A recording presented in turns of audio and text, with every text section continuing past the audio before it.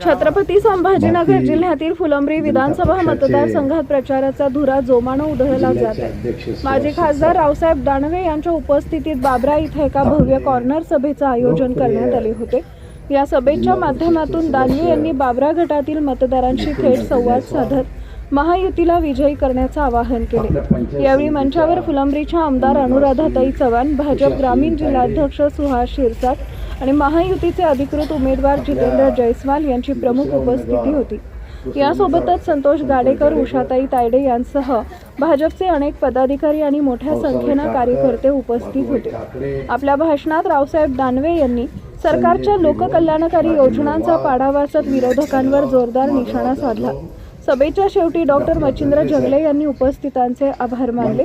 निवडणुकीच्या पार्श्वभूमीवर बाबरा येथील या सभेनं मतदारसंघातील राजकीय वातावरण चांगलंच तापलं आहे। शिवशाही न्यूजसाठी तातेराव बनसोडे, फुलंब्री। ताज्या घडामोडी जाणून घेण्यासाठी शिवशाही न्यूज यूट्यूब चॅनलला सबस्क्राइब करा। आपण हा व्हिडिओ फेसबुकवर पाहत असाल तर फेसबुक पेज फॉलो करा आणि शिवशाही न्यूज.com या आपल्या वेबसाईटलाही भेट द्या।